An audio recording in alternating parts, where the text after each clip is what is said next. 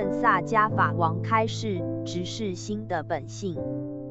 直视心的本性一，心的本质若要理会得来，先决条件就是你要做禅修，在禅坐中将心意集中，避免吵杂干扰，最好选取一个安静舒适之处，而采取7支跏趺坐。若无法盘腿，最少要背脊挺直，双手结合，如我现在的姿势。法王示范。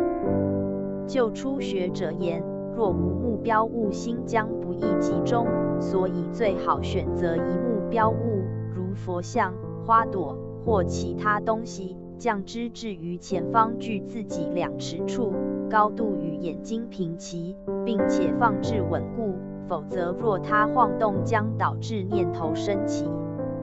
这时有3件事应注意：呼吸、眼睛和心。试着把这3样东西都集中在目标物上，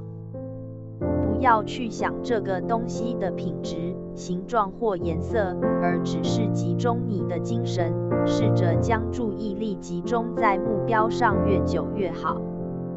当有事情发生时，如声音响起、光线射入或其他事情出现时，常态下你会升起杂念，而无法如前的专注。